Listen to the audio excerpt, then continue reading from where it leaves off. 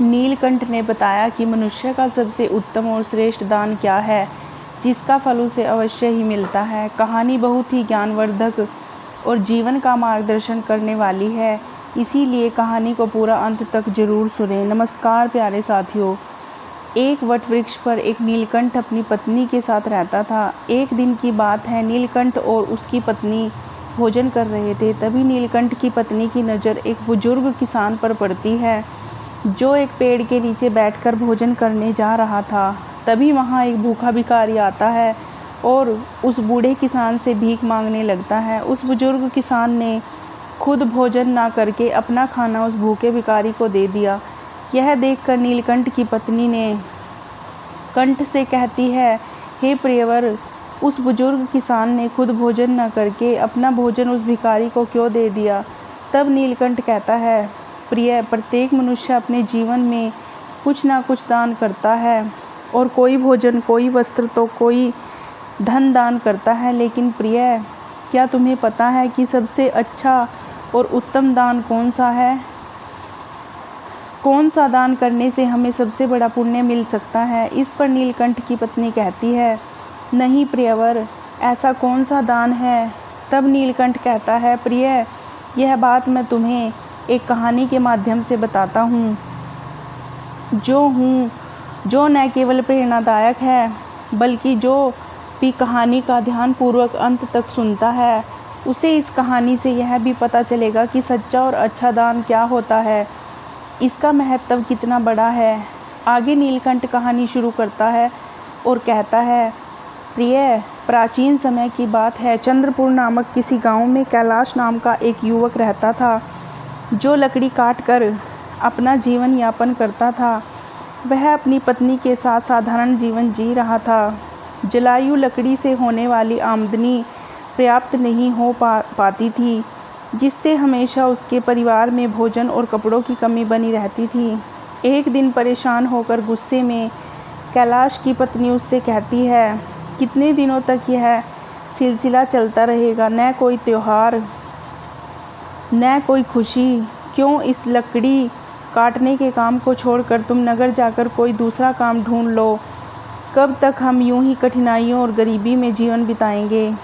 कैलाश ने बड़े प्यार से उत्तर दिया, भाग्यवान, मैं हमेशा तुम्हारी बात मानता हूँ, लेकिन मैंने पहले भी कहा है कि मैं यह गांव नहीं छोड़ सकता। शहर में यहाँ के जैसे शांति नहीं मिलेगी, और हाँ, मैं नहीं चाहता कि यह विषय हमारे बीच दोबारा आए। उसकी पत्नी ने कहा, ठीक है, जैसा तुम्हें सही लगे, खाना तैयार है, खाकर लकड़ी काटने चले जाओ। दोस्तों, भोजन करने के बाद कैलाश लकड़ी काटने के लिए जंगल की ओर निकल पड़ा। चलते चलते वह काफ़ी दूर पहुंच गया। वह सोचने लगा कि आज तो बहुत दूर आ गया हूँ, मुझे एक बड़ा पेड़ चाहिए जिससे आज अच्छी आमदनी हो जाए। लेकिन ऐसा कोई बड़ा वृक्ष नज़र नहीं आ रहा। वहाँ एक पेड़ है, पर छोटा है। चलो आज के लिए इसी से काम चला लेता हूँ। कैलाश ने पेड़ काटा और सिर पर जलायु लकड़ी का गट्ठर रखकर नगर की ओर बेचने के लिए निकल पड़ा। लेकिन नगर पहुंचने पर उसने देखा कि लकड़ी खरीदने वाला कोई नहीं था। सोचने लगा, क्या मुझे सारी लकड़ियां वापस घर ले जानी पड़ेंगी? तभी रास्ते में एक पंडित ने उसे आवाज़ लगाई, सुनो, लकड़ी बेचने वाले, इधर आओ, यह लकड़ियां कितने की हैं? कैलाश ने कहा, पंडित जी, आपकी सारी लकड़ियां चाहिए या आधी? अगर सारी चाहिए तो कम दाम में दे दूंगा। पंडित जी ने कहा, मुझे सारी लकड़ियां चाहिए, लेकिन तुम्हारे बताए गए दाम पर मैं नहीं, मैं सिर्फ अपने दाम पर ले सकता हूँ। कैलाश ने थकान भरे स्वर में कहा, अरे, तो फिर यह लकड़ियाँ बहुत सस्ती हो जाएंगी, लेकिन चलिए दे दीजिए, वैसे भी मैं थक चुका हूँ। पंडित ने रुपए देते हुए कहा, यह लो, और लकड़ियाँ यहाँ रख दो। ऐसे तुम भूखे लग रहे हो, क्या कुछ खाना खाओगे? सब तैयार है, खाना खाकर ही जाना। कैलाश ने कहा, मुझे भूख तो बहुत लग रही है, लेकिन अगर मैं खाऊंगा तो आपके लिए खाना नहीं बचेगा। रहने दीजिए, मैं घर जाकर खा लूँगा। पंडित मुस्कुराते हुए बोले, चिंता मत करो, यहाँ इतना खाना है कि 20 लोग और खा सकते हैं। जब भी भूख लगे यहाँ आया करो। कैलाश ने पूछा, क्या आप हमेशा ही सबको ऐसे खाना खिलाते हैं? पंडित ने उत्तर दिया, जब तक परमात्मा ने मुझ पर कृपा बना रखी है मैं यह करता रहूँगा। यह सब उनकी मर्जी है। कैलाश ने कहा, ठीक है तो मैं आज खाना यहीं खाऊंगा। उस दिन कैलाश ने उस पंडित के घर भरपेट भोजन किया और धन्यवाद देते हुए बोला, पंडित जी आप बहुत ही दयालु और नेक दिल इंसान हैं। ऐसा अच्छा काम करने में मैं मदद करना चाहता हूँ। अब से मैं लकड़ियाँ जीरों में ही दिया करूँगा। पंडित ने कहा, बेटा सकुशल घर जाना। कैलाश ने काटी हुई सारी लकड़ियाँ पंडित को दे दी और घर की ओर निकल गया। घर पहुँचते ही उसकी पत्नी ने पूछा, इतनी देर क्यों हो गई? क्या आज लकड़ियों का अच्छा सौदा मिल गया? लाओ पैसे। कैलाश ने उत्तर दिया, देखो सौदा अच्छा तो नहीं था, आज केवल इतने ही रुपए मिले हैं। यह लो। उसकी पत्नी ने आश्चर्य से पूछा, यह क्या, सच में तुम केवल कुछ भी नहीं दे रहे? मैंने सोचा था आज शायद 2 गुना कमा कर लाओगे, लेकिन तुमने तो आधे ही दिए। इतनी देर तक तुम कहाँ थे, क्या कर रहे थे? तब कैलाश ने कहा, मैं लकड़ियाँ बेचने गया था, लेकिन खरीदने वाला कोई नहीं मिला। फिर पास के नगर में धर्मपाल पंडित नामक एक विद्वान के घर चला गया। उसने जहाँ जो भी जाता वे उसे प्यार से भोजन कराते। ऐसे लोगों के लिए हमें कुछ करना चाहिए। उसकी पत्नी ने पूछा, हमेशा खाना खिलाते हैं तो वे बहुत अमीर होंगे, नहीं तो इतने लोगों को खाना कैसे खिलाते हैं? और तुमने उनकी मदद कैसे की? कैलाश ने कहा, मैं उतने अमीर नहीं हैं जितना तुम सोच रही हो। वे एक अच्छी भावना रखते हैं। उस नगर के मंदिर के पुजारी हैं। वे अपनी मेहनत की कमाई से ही सबको खिलाते हैं। मैंने उनकी मदद के लिए कहा कि मैं उनके लिए हमेशा ही लकड़ी काट कर दे दिया करूँगा। उसकी पत्नी ने कहा, क्या इतना काफ़ी है? अगर तुम 2 गट्ठर लकड़ी नहीं काट सकते तो हर दिन घर कैसे चलाओगे? मुझे बताओ। कैलाश ने उत्तर दिया, मैं अपनी हर कोशिश करूँगा, जो भगवान की इच्छा होगी वह होगा। आज मैंने उनके घर खाना खाया है, एक दिन तुम्हें भी वहाँ ले चलूँगा। इसके बाद कैलाश ने हर दिन जलायु लकड़ी काटी और अपने वादे के मुताबिक पंडित को सिर्फ आधे ही में बेच दिया। एक दिन पंडित भोजन करने बैठे ही थे कि बाहर से आवाज़ आई, पंडित महाराज लकड़ी लेकर आया हूँ, यहाँ आकर लकड़ियाँ ले लीजिए ताकि मैं जा सकूँ। पंडित ने बाहर आकर कहा, कैलाश मैं तुम्हें रुपए नहीं दे सकता, तुम अपनी लकड़ियाँ वापस ले जाओ। कैलाश ने कहा, पैसे कल दे देना, लेकिन लकड़ियाँ यहीं छोड़ूंगा। मुझे बहुत भूख लगी है, क्या आप मुझे भोजन दे सकते हैं? वैसे भी आप सबको खिलाते हैं। पंडित ने मुस्कुराते हुए कहा, क्यों नहीं कैलाश, पहले अपने हाथ पैर धो लो, तब तक मैं भोजन की व्यवस्था करता हूँ। पंडित ने घर के अंदर जाकर अपनी पत्नी से यह बात कही। उसकी पत्नी बोली, आपने ऐसा वादा क्यों किया? हमारे घर के में खाने के लिए कुछ भी नहीं बचा है, सिवाय उस भोजन के जो मैंने अभी आपको परोसा है। पंडित की पत्नी बोली, इस समय हम कैलाश को कैसे खिलाएंगे? सारा खाना ख़त्म हो चुका है, क्या आपको यह नहीं पता? पंडित बोले, अरे इसमें कौन सी बड़ी बात हो गई है?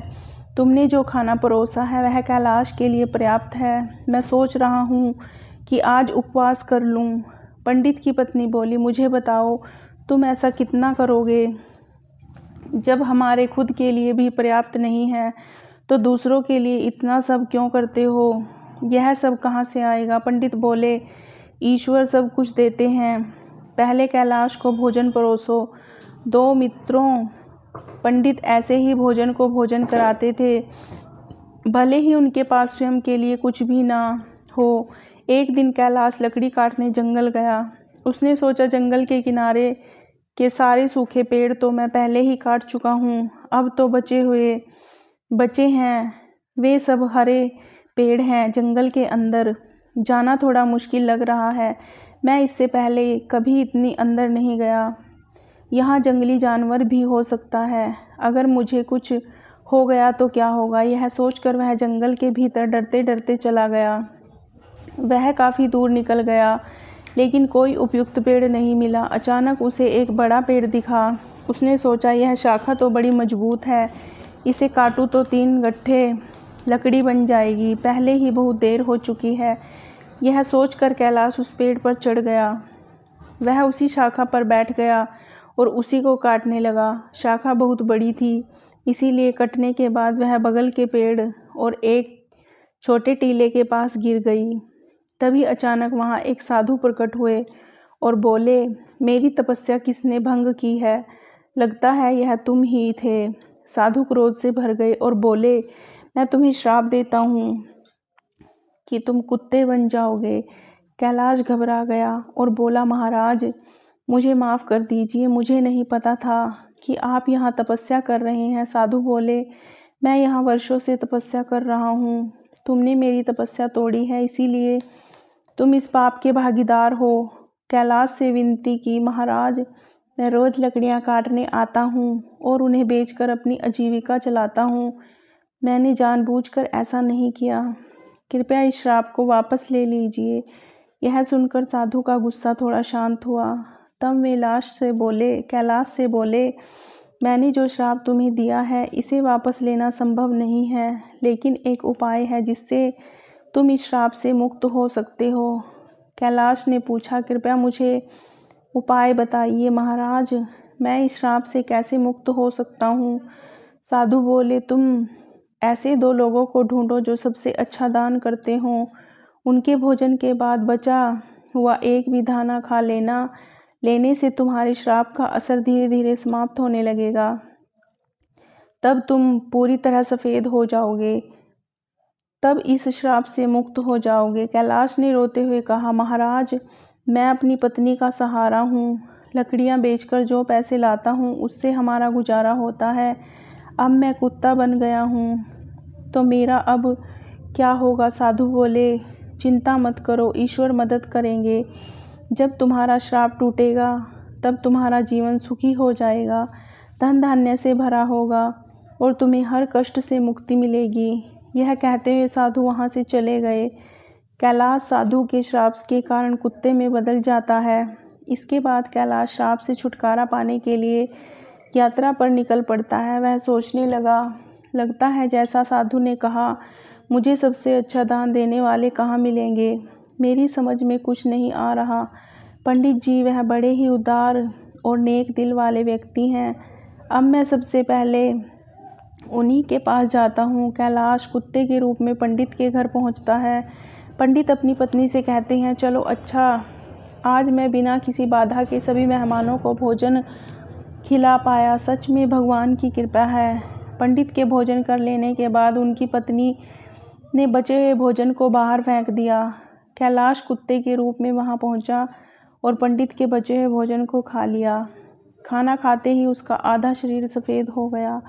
कैलाश खुशी से कहता है, मुझे पता था कि पंडित जी बहुत ही दयालु व्यक्ति हैं, मुझे आधे से मुक्ति मिल गई, लेकिन पूरी तरह मुक्त होने के लिए मुझे किसी और को ढूंढना होगा। यह सोचते हुए कैलाश आगे बढ़ता है। वह कहता है, अगर मैं इस श्राप से मुक्त हो गया तो मैं सुख समृद्धि और शांति के साथ जीवन जीऊँगा। इतना कहकर कैलाश दूसरे व्यक्ति की तलाश में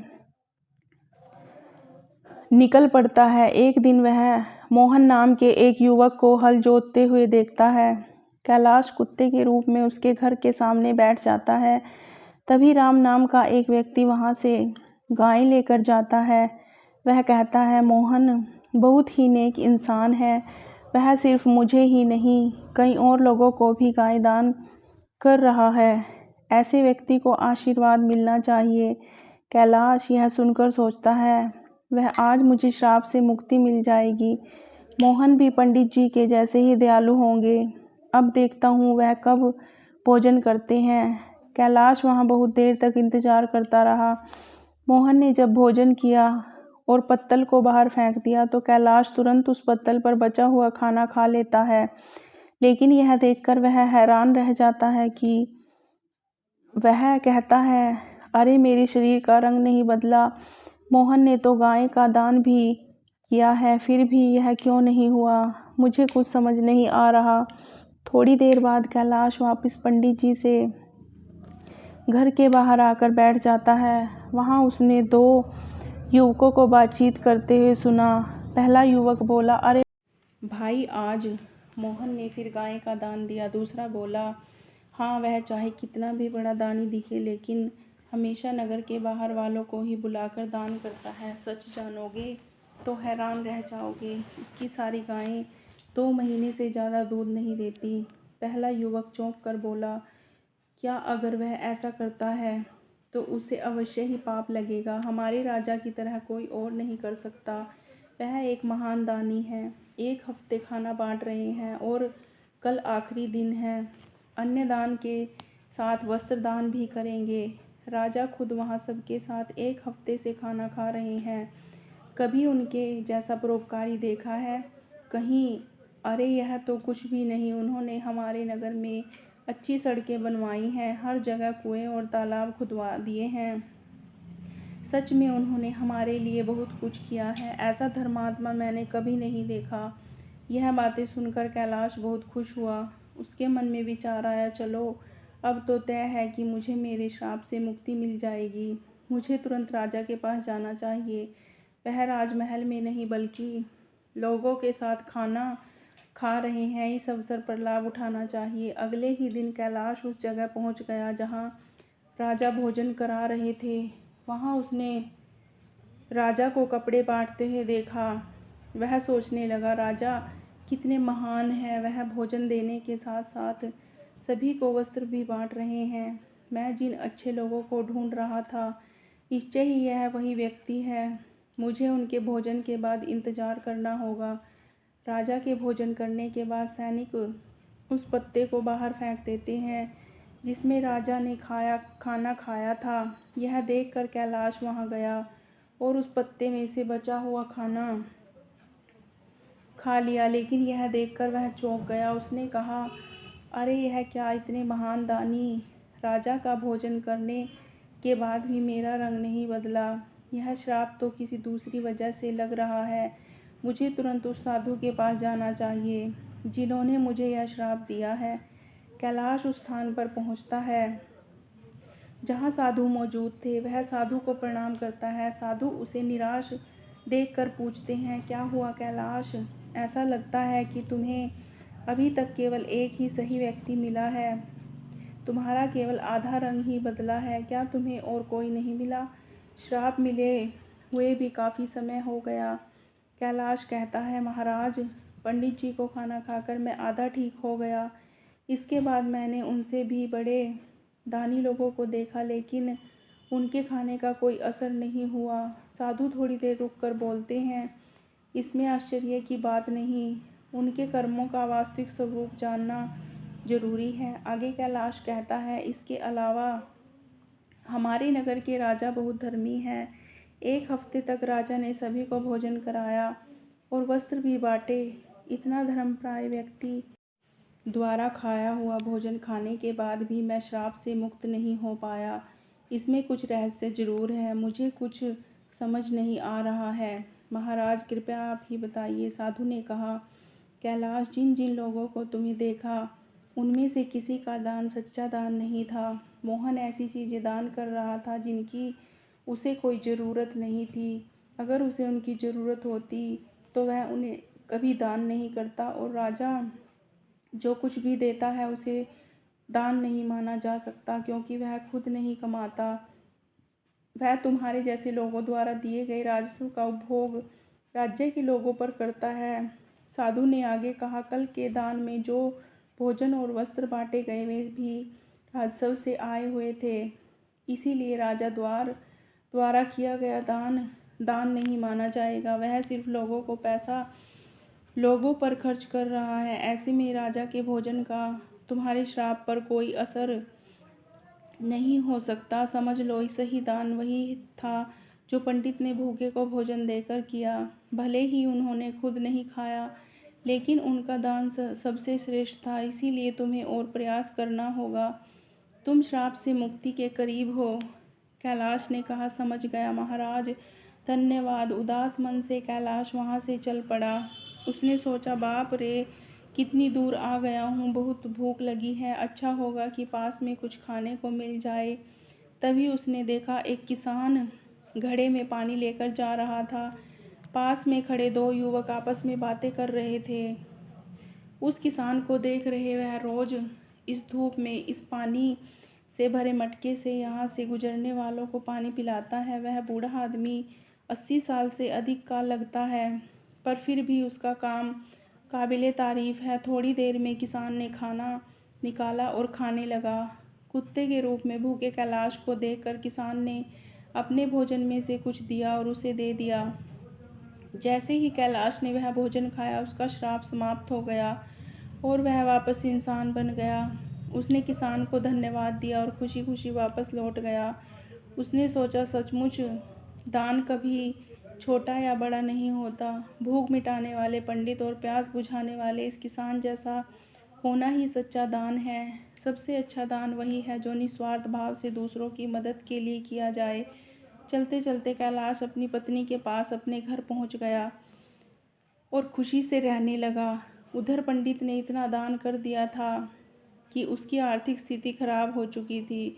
उसकी पत्नी ने उससे कहा, पास के नगर में एक राजा रहते हैं जो पुण्य को खरीद लेते हैं। आप उनके पास जाकर अपना कुछ पुण्य बेच कर पैसे ले आइए ताकि हमारा काम चल सके। पहले तो मना कर दिया, लेकिन पत्नी ने के बार बार कहने पर वह जाने को तैयार हो गया।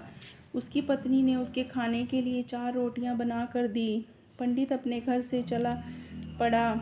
जब वह नगर के समीप पहुंचा तो उसने एक तालाब देखा। वहां स्नान आदि कर्मों से निवृत्त होकर वह रोटियां खाने के लिए बैठा ही था कि एक कुतिया उसके सामने आ गई। कुतिया ने जंगल में बच्चों को जन्म दिया था।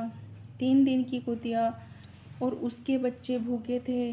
भारी बारिश के कारण वह बच्चों को छोड़कर वहां कहीं जा भी नहीं सकती थी। पंडित ने कुतिया को भूखा देखा तो अपने भोजन में से एक रोटी उसे दे दी। कुतिया ने रोटी खा ली। फिर उसने दूसरी रोटी दी, जिसे कुतिया ने खा लिया। इस तरह पंडित ने एक एक करके अपनी 4 रोटी कुतिया को खिला दी। कुतिया तृप्त हो गई, लेकिन पंडित खुद भूखा रह गया और वहां से राजा के महल को चल पड़ा। पंडित राजा के पास पहुंचा और कहा, मैं अपने पुण्य बेचना चाहता हूँ। राजा ने कहा, आप दोपहर के बाद आए। राजा ने अपनी पत्नी से पूछा कि एक पंडित विद्वान यहाँ आया है जो अपने पुण्य बेचना चाहता है। तुम्हारे अनुसार उसके पुण्य में कौन सा पुण्य सबसे बड़ा है जिसे मैं खरीदूं?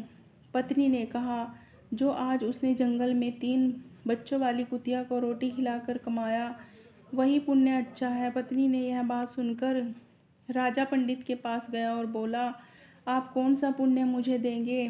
पंडित बोला, आप कौन सा पुण्य लेना चाहते हैं? राजा ने कहा, आज आपने जो यज्ञ किया, हम उसी का पुण्य लेना चाहेंगे। पंडित ने कहा, मैंने जो आज कोई यज्ञ नहीं किया, मेरे पास इतना धन ही नहीं है कि यज्ञ कर सकूं। राजा ने उत्तर दिया, आपने आज तालाब किनारे एक भूखी कुतिया को 4 रोटी खिलाई हैं, हम वही पुण्य खरीदना चाहते हैं। पंडित ने पूछा, उस समय तो वहाँ कोई नहीं था, आपको कैसे पता चला? राजा ने कहा, मेरी पत्नी पतिव्रता है, उसी ने मुझे यह बातें बताई हैं। पंडित ने कहा, बहुत अच्छा, ले लीजिए, लेकिन इसका मूल्य क्या देंगे? राजा ने कहा, अपनी रोटियां जितने वजन की थी, मैं उतने ही वजन के हीरे मोती तोल कर दूंगा। पंडित ने सहमति दे दी। राजा ने अंदाज से उतने ही वजन की 4 रोटियां बनवाई। राजा ने रोटियों के वजन की बराबरी के लिए तराजू में हीरे और मोती रखवा दिए, लेकिन जितने भी रत्न रखे गए, रोटी वाला पलड़ा ऊपर नहीं उठा। राजा ने कहा, और रत्न लेकर आओ। अब पंडित ने अपने पुण्य का ऐसा प्रभाव देखा तो उसकी आंखें खुल गई। उसने कहा, राजा जी, मैं अभी यह पुण्य नहीं बेचूंगा। राजा बोला, जैसे आपकी इच्छा। पंडित वहां से चला गया और अपने घर की ओर लौटने लगा। लौटते समय वह उसी तालाब के पास पहुंचा जहां उसने कुतिया को रोटी खिलाई थी। वहां पहुंचकर वह एक पेड़ के नीचे बैठ गया और सोचने लगा। तभी वहां एक संत आए। जब उन्होंने पंडित को चिंतित देखा तो कहने लगे, क्या बात है पुत्र, बहुत चिंतित लग रहे हो? पंडित ने महात्मा को प्रणाम किया। और सारी बात बताई। इस पर महात्मा बोले, पुत्र तुमने उचित किया, पुण्य का सौदा नहीं किया जाता, वह तो स्वयं फलदायी होता है। जो मनुष्य जैसा कर्म करेगा समय आने पर उसको वैसा ही फल मिलेगा। महात्मा की बात सुनकर पंडित को शांति मिली और वह महात्मा से विदा लेकर अपने घर को जाने लगा। तब महात्मा ने पंडित को एक पोटली देते हुए कहा, पुत्र इसे लेते जाओ, इसमें कुछ मेवे हैं, रात्रि के भोजन उपरांत इनका सेवन करना, तुम्हारा कल्याण होगा। पंडित ने पोटली ली और महात्मा को धन्यवाद देकर अपने घर लौट आया। घर पहुंचकर पंडित ने भोजन किया और टहलने के लिए घर के बाहर चला गया। जब पंडित की पत्नी की नज़र मेज पर रखी पोटली पर पड़ी तो उसके मन में पोटली खोलने की उत्सुकता होने लगी। उसने मेज से पोटली उठाई और उसे खोलकर देखने लगी।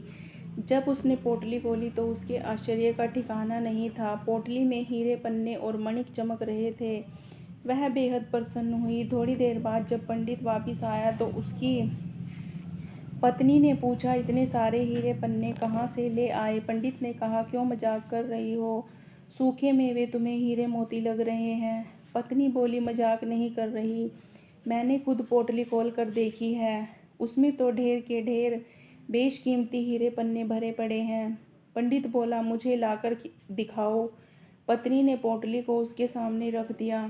पंडित उन्हें देखकर चकित रह गया। वह समझ गया कि यह सब उसी पुण्य का प्रभाव है जो उसने कुतिया को रोटियां खिलाने से प्राप्त किया था।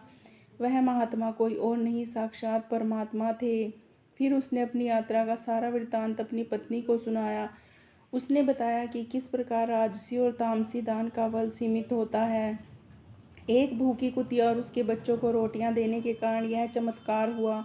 यह सब भगवान की कृपा है, दया का परिणाम है। आगे पंडित ने अपनी पत्नी से कहा, यह भगवान का संदेश है कि ज़रूरतमंद की मदद करना सबसे बड़ा पुण्य है। जो व्यक्ति दुखियों और अभावग्रस्त लोगों की सहायता करता है उसे ईश्वर अनंत गुना फल प्रदान करते हैं।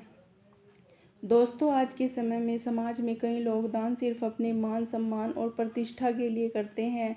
दिखावे के दान से न तो सच्चा पुण्य मिलता है और न ही इसका दीर्घकालिक प्रभाव होता है। दिखावे का दान कभी कभी व्यक्ति को अहंकार की ओर ले जाता है।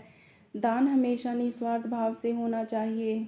जैसे इस कहानी में पंडित ने अपनी भूख की परवाह किए बिना कुतिया और उसके बच्चों को 4 रोटियां दी। उसने सोचा भी नहीं था कि उसका यह छोटा सा त्याग इतना बड़ा फल देगा।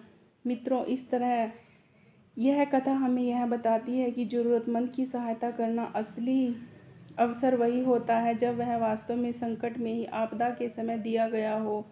थोड़ा सा सहयोग भी अनमोल हो सकता है। न केवल ज़रूरतमंद व्यक्ति के जीवन को बदलना है बल्कि देने वाले के जीवन में भी सकारात्मक परिवर्तन लाता है। जब कोई व्यक्ति त्याग की भावना से प्रेरित होकर दान करता है तो उसके अंदर से मोह का अंत हो जाता है। यह त्याग मनुष्य को अहंकार से मुक्त करता है और उसे ईश्वर के समीप ले जाता है। साथियों, इस कहानी का यही संदेश है कि सच्चा पुण्य त्याग और निस्वार्थ सेवा में ही है। निस्वार्थ भाव से किया गया दान ही सच्चा और उत्तम दान है। हर मनुष्य को यह प्रयास करना चाहिए और अपनी क्षमता के अनुसार दान पुण्य और ज़रूरतमंदों की सेवा करनी चाहिए। दोस्तों, कहानी अच्छी लगी हो तो वीडियो को लाइक करके चैनल को सब्सक्राइब कर लीजिए एक नई वीडियो के लिए। धन्यवाद।